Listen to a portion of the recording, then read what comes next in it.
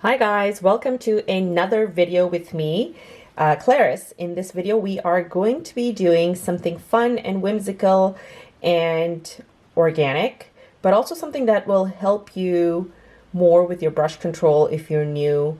And if you're not, then just go with this and have a lot of fun. We are going to be painting Gingko Biloba leaves. So I hope you're excited. Really quickly, let me walk through my supplies. I am going to be using a combination of different colors, well, mainly KMS watercolor and my White Nights. I'm just using one color from the White Nights because I don't have anything similar to that by KMS.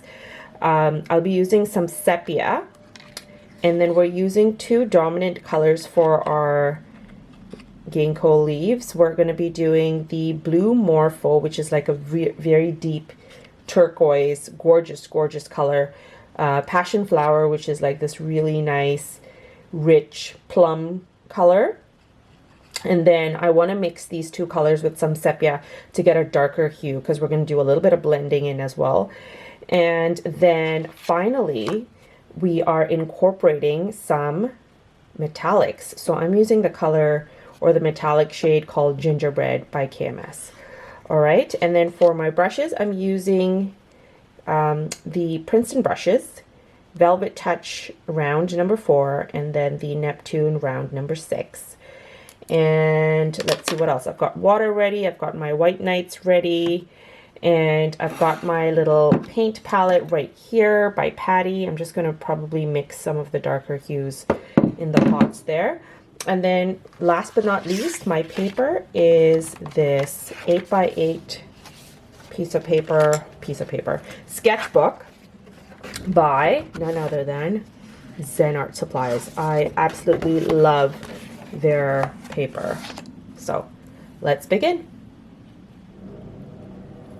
So we're going to start off by mixing some of the colors, and I'm going to use my number 6 round. And let's get some of the blue Morpho going. And in fact, what I'm going to do is lightly get some color. Allow this water to sort of seep into the color cake. And then just using whatever I have on my brush here, we're going to go ahead and create our first leaf. So I'll do 3. I'll do one sort of up facing this way, one this way, and then the third one probably in between. And yeah, we'll go with that.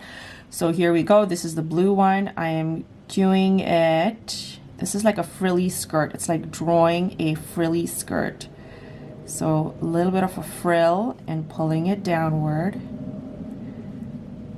And you want the edges to be nice and frilly, pulling all the color downward, dipping the tip of my brush in water. I'm going to now create the second half of this. We want to dampen this sheet nicely. It is 100% cotton, and so it'll stay damp a tad bit longer, which is perfect because we want that for our blending at the bottom here. So I'm pulling all the color down, also making sure that it's nice and damp. And then I'm going to get some of the sepia. My sepia is over here. And I'm mixing some of the sepia on my palette. I'm going to mix some of that blue in there. And I'm adding that color down here to the bottom. And I want that beautiful blend, adding a little bit at the top, pulling it downward. And I want that blend to be intense. So what I'm going to do is get more of that color and mix more of the blue and add more of that onto my flower here. Add another streak over there and then just one more here. Okay, one more here as well. And then finally, we want to get this nice and tapered all the way down. Get more of that color, intensify this. And as we are making this narrower, finally going to reach a point, right? And then this is where we go back, get more of that color. Actually, Now switch back to the number 4, not switch back, but switch to the number 4. Get some of, make sure you've got enough color on it, because this will be helpful. The nice fine pointed tip of this brush will be helpful to give us this beautiful thin streak like this. And I absolutely love the blending that is happening. This beautiful blend is courtesy of not only really good colors, but paper. I cannot stress how important paper is amongst other things in watercolor, because when you've got good paper, it stays damp longer, and then you're able to get these, you're also able to get some really beautiful blends. Like that is a gorgeous blend.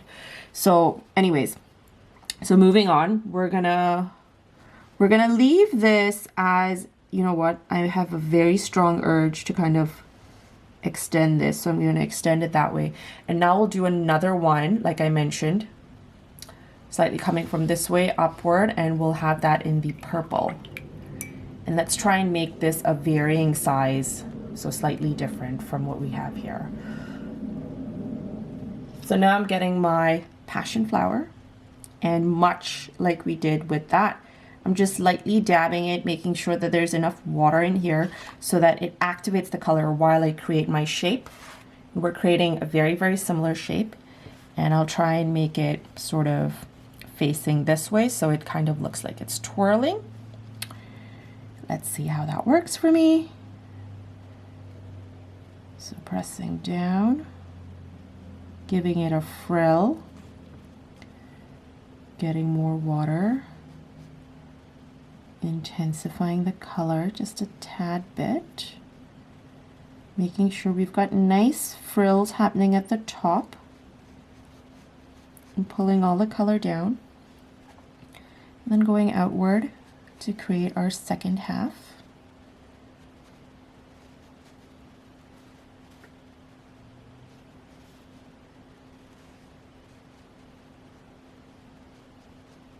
And then pulling it all the way down here. Perfect your edges if you're not quite happy with the shape. So now's the perfect time to do that. Okay, now once we're close enough to having that, we get more of the color. Just adding a little bit more to intensify certain areas of this without adding the sepia yet. Then once I'm happy, I'm going to go ahead and get some of the sepia, not right now, and I'm mixing some of that onto my palette. Patty's palette onto the side, and then we are adding it to the center. To the center as into the base. That's what I mean by center. And then you can add a couple of streaks because you love, like, I love these beautiful streaks.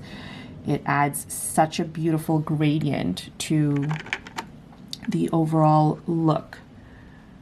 And then we are switching to our number 4 after we make sure that this is tapered all the way to a point, and making sure we've done several dabs of this color.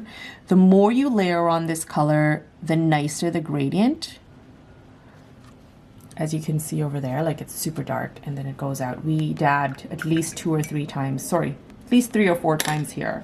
Now I'm switching to this, the number 4. I'm gonna make sure I got enough color to do our stem.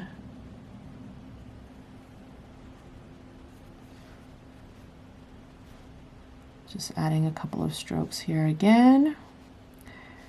Because this offers me a beautiful fine point tip, I'm actually taking advantage of that and adding a couple more of these strokes in here. Then going at the bottom, making this nice and pointed, and now we do our little twirl or swirl.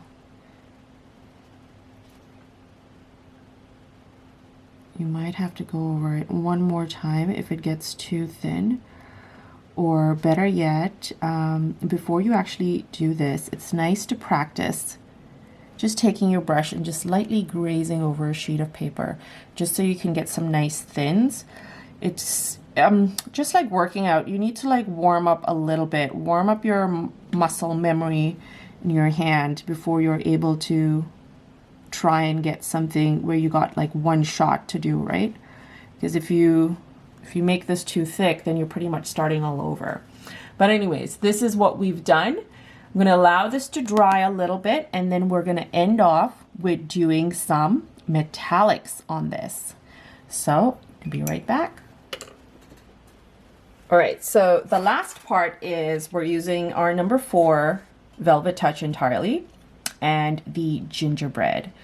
So maybe even for this part, because it's going to be a lot of really thin lines, maybe it's best to sort of take a sheet of paper again if you've not warmed up and try and do light strokes and just graze across the sheet.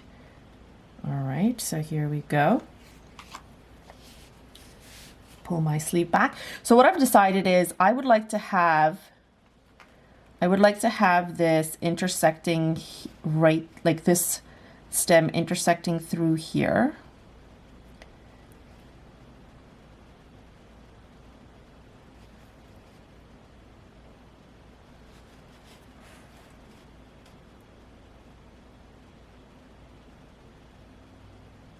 Like that. A little bit of a rough start here. That's okay. Just go over it a tad bit. So here's where one will be, right? And then I'd like to have another one happening over here. I know I said one, but this is emerging from the one stem. And then I'll just do one more because we got to do it in odd numbers. Remember my thing about odd numbers? Here we go. So we've got 1, 2, 3, 4, 5. Okay. So how do we do these? So much like this, with the exception that we are doing them in outlines. A nice bit of frill.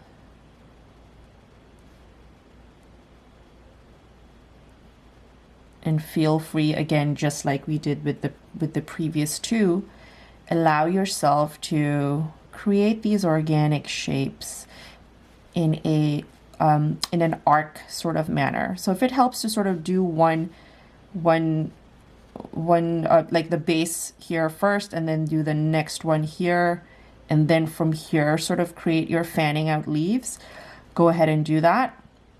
We all have our own techniques of doing it. Some might prefer a certain shape, right? So there we go. I'm going to allow that to dry just a tad bit before we go in and finish the rest. Actually, you don't even have to wait for it to dry. You could just, again, using the tip of this beautiful Princeton brush, lightly grazing.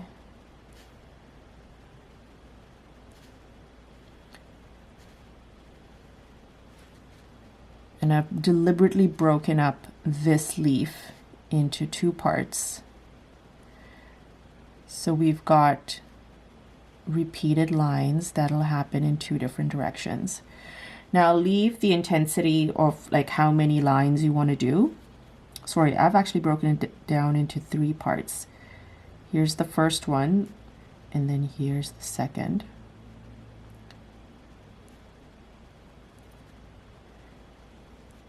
Oops, that one came out just a tad bit too thick. So you can see how as we create more, it automatically, the repetition of that stroke automatically creates this nice thick gold bottom for us. And it is so relaxing to do and a very pretty result.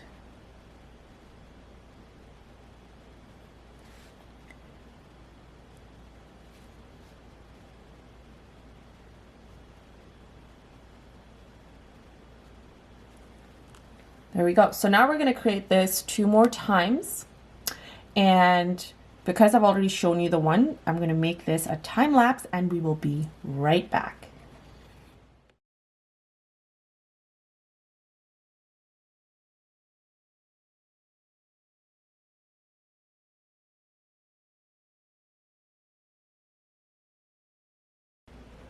So this is the finished product. I love how it turned out. Very minimalistic, very cute. This is a fabulous exercise for brush control, for water control as well, with all the blending. And I hope you guys enjoyed this and found it useful in your watercolor journey. For all the supplies I've been using below over here, it's listed in the description below. So please feel free to check those links out. And that's it, guys. Show me some love, hit that like button, and also subscribe to my channel if you enjoyed this video. And can't wait to see your work. Tag me on Facebook and Instagram. Again, the handles are listed below. Thanks, guys.